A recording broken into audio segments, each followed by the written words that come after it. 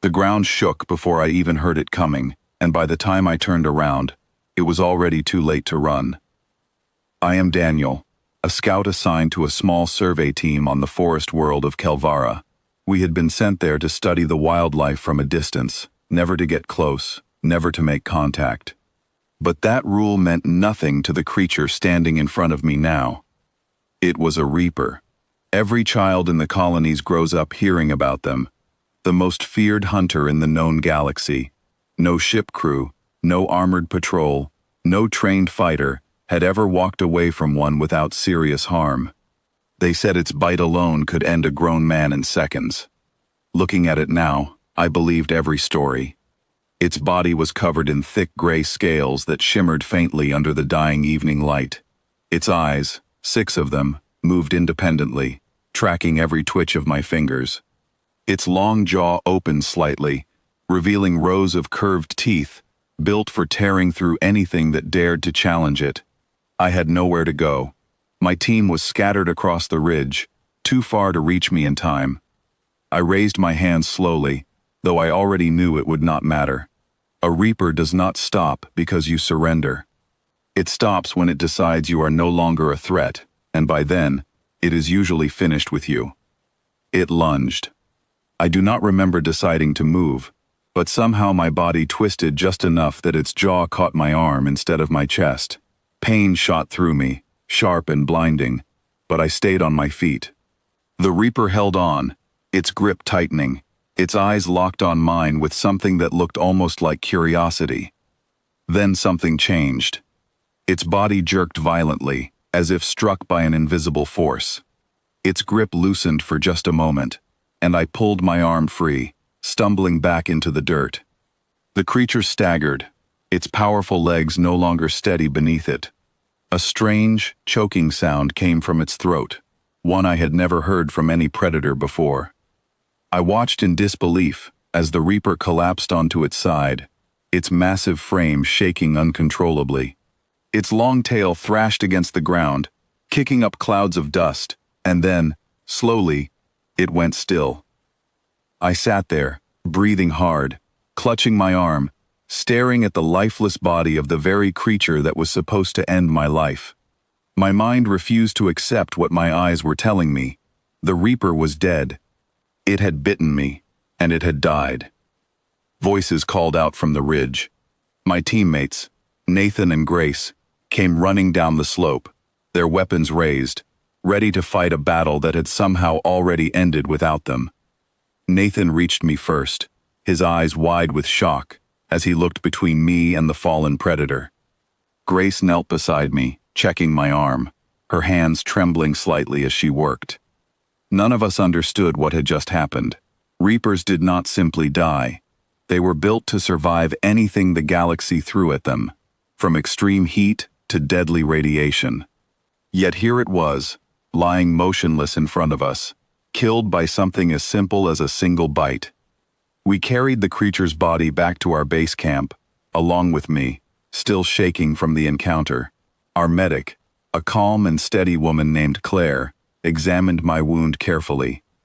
She cleaned it, checked for any lasting damage, and then turned her attention to the reaper itself, running scans that our small team was never meant to need. The results left her speechless. According to her readings, something within my blood had reacted violently with the reaper's system the moment it bit into me.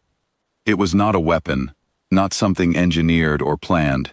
It was simply a natural part of human biology, something so common that we barely think about it, yet completely unknown to the rest of the galaxy until now. Claire explained it as simply as she could. Human blood carries certain natural compounds that help fight off common illnesses. Nothing special to us, nothing we ever considered dangerous. But to the Reaper's nervous system, it acted like a powerful toxin, spreading through its body in seconds, and shutting down its organs before it even had the chance to finish what it started. I stared at my arm, now wrapped tightly in a clean bandage, trying to process what she was saying. The most feared predator in the galaxy, undone by something as ordinary as my own blood. Word of what happened spread quickly across the colony network. Within days, Researchers from other stations were requesting access to our reports. Some wanted samples. Some wanted interviews. A few even wanted to see the Reaper's body for themselves, refusing to believe such an ordinary encounter could end in the death of a creature so powerful. I remember sitting in the medical bay, listening to Claire speak with a researcher from a distant outpost through a crackling comm channel. The researcher, a scientist named Peter, sounded both fascinated and unsettled at the same time. He explained that Reapers had encountered nearly every known species in this part of the galaxy. They had survived attacks from armored vehicles, resisted extreme environmental conditions, and shown almost no weakness in centuries of recorded history. Yet in all that time, no one had ever documented a Reaper dying from a single bite. Until now. Peter asked Claire to send him detailed samples for further study, and though she hesitated at first, she eventually agreed, understanding that this discovery could change how every species in the galaxy viewed humanity. As the days passed, my arm slowly began to heal, though the memory of that moment stayed vivid in my mind. I kept replaying it over and over, trying to understand how something so simple could have such a powerful effect. It was strange, thinking that the very thing keeping me alive during a common cold was the same thing that ended the life of a creature said to be unstoppable. Nathan, always curious, asked Claire more questions than she probably wanted to answer. He wanted to know if this meant humans were dangerous to every predator out there, or if it was something specific to Reapers alone. Claire admitted she did not know for certain, explaining that more research would be needed before anyone could say for sure. Grace, quieter than Nathan, simply sat beside me most evenings, making sure I was resting properly and not pushing myself too hard, despite my growing curiosity about what had happened.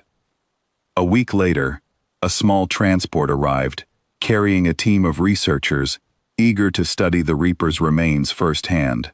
Among them was a woman named Emma, who specialized in studying alien biology and had spent years researching predator species across different worlds. She approached me directly, asking if I would be willing to share every detail I remembered from the encounter. I told her everything, the way it moved, the way its eyes tracked my every motion, the way it lunged without warning, and the way it suddenly stopped, its powerful body betrayed by something it could never have predicted. Emma listened carefully, taking notes, occasionally exchanging glances with her colleagues, as if confirming something they had already suspected. When I finished, she thanked me and admitted that this encounter alone had already started reshaping how her team understood predator and prey relationships across different species. For the first time since the encounter, I began to feel less like a survivor and more like a piece of a much larger discovery. Over the following weeks, our small colony became something of a temporary hub for researchers studying the incident. Reports were shared across various outposts, each confirming similar biological reactions from smaller Reaper-related creatures when exposed to trace amounts of human blood in controlled settings. It became clear that this was not a one-time accident. It was something built into human biology itself, something that had simply never been tested against a creature like the Reaper before. Despite the growing attention, life around the camp slowly returned to a version of normal. Nathan continued his usual joking, though now he often brought up the incident whenever new visitors arrived, clearly proud to have been part of something so significant. Grace remained steady and calm as always, quietly making sure everyone stayed focused on their work, despite the excitement surrounding us. As for me, I found myself thinking less about the fear I felt in that moment, and more about what it meant for everyone back home. For years, stories about the Reaper had spread fear across every corner of the galaxy. Now, for the first time, there was a story about a Reaper meeting its end, and it involved something as simple and human as our own blood. One evening, as the sun began to set over Kelvara's quiet forest, I sat outside the camp with Claire, looking out at the dense trees where the encounter had taken place. She asked if I regretted going out that day, knowing how close I had come to losing my life. I thought about it for a moment before answering. Despite everything, I did not regret it. If anything, it made me appreciate how little we truly understood about ourselves, and how something so small and unnoticed could carry so much unexpected strength. Claire smiled slightly, agreeing that sometimes the greatest discoveries come from the moments we least expect. As the days turned into weeks, the story of what happened on Kelvara continued to spread, reaching colonies I had never even heard of before. Scientists debated theories. Some speculated that other predator species might react the same way. Others focused on understanding exactly what part of human biology caused the reaction in the first place. For me, the encounter changed something deeper than just scientific curiosity. It reminded me that even in a galaxy filled with countless dangerous creatures, humanity still held mysteries, even we did not fully understand about ourselves.